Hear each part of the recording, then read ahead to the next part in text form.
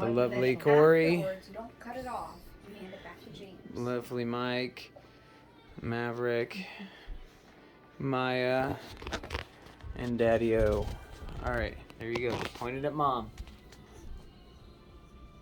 Alright. Imagine with me, if you will, winning trips to your dream vacation in a foreign Airbnb, all inclusive. When you get there, everyone seems so happy to see you. Everyone's friendly and welcoming. They're showing you their home. But there's a verbal barrier with you and your host. So as you begin to settle in and explore, you unexpectedly get grabbed by the host. They grab you by the shirt and start yelling, and they slap you in the face, and they slap you on the butt. How do you feel at that moment? Do you feel safe? Do you feel like you still want to be there? Are you feeling defensive or scared? Or did you learn something? Did you learn your barriers and understand what they were upset about?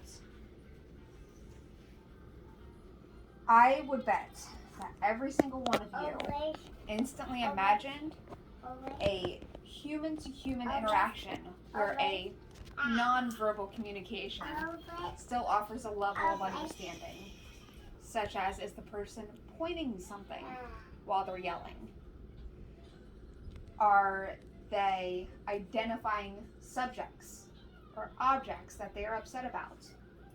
Is there a fluctuation in their tone, stance, and pitch?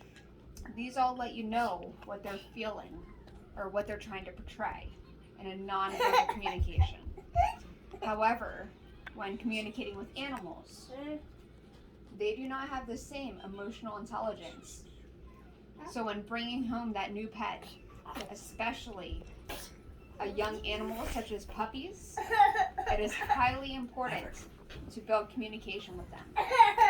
On a foundational level, key strategies at building communication begin with cue words, sound triggers, and visual aids. From the moment that new pet meets you, the first thing that everyone does is instantly speak to them. Even though they know that animal doesn't speak English, the first thing they do is instantly pet them and say things like, "Hi, you're so cute," etc. They instantly speak to them. So when initiating verbal cues to new pets, sometimes it takes time and planning to prevent confusion. One of the most important things to remember is to be consistent. Keep your words consistent and your phrases very short. They should always be used to mean the same meaning to produce a faster learning. An example of misused consistency is using the word down.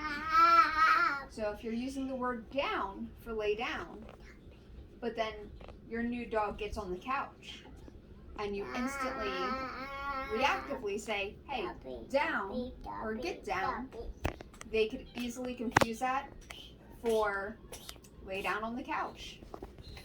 So when planning out your verbal cues, you want to take into consideration things like, for furniture, it's get off, and down for lay down.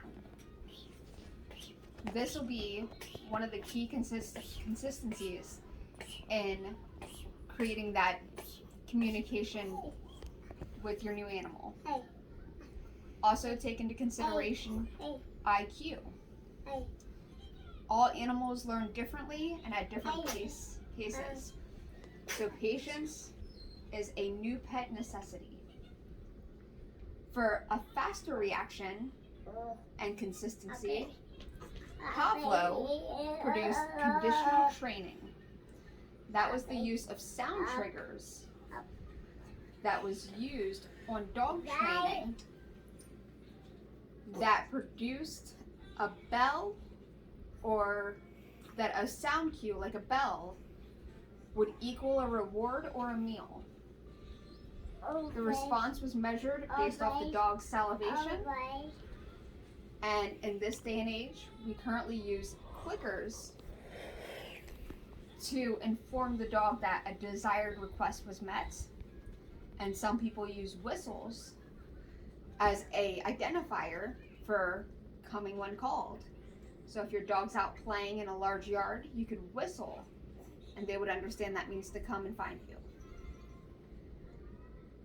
Lastly, the use of visual cues is the easiest for animals to understand. Visual cues is the use of objects, hand signals, and body language.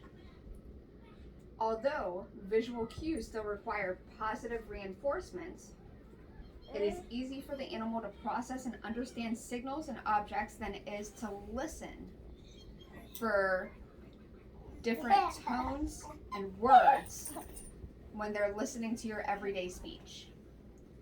So if I'm casually talking and I stop and say, "Sarge, sit," he has to register that he heard the cue. Where a hand motion or a gesture is much faster for them to process, especially when it's a distinctive motion.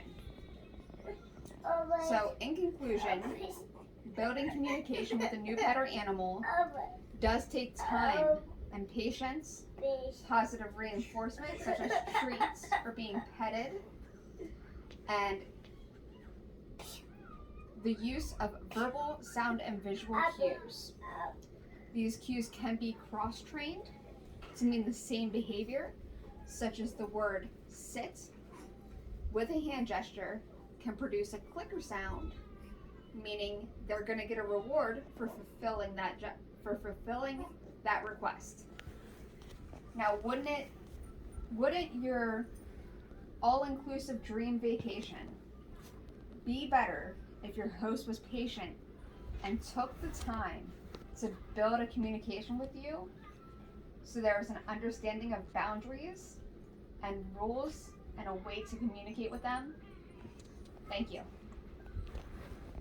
Pause it? No. So we have Michael still hanging out. Dad with the brand new baby. And then Sissy hanging out. Classy.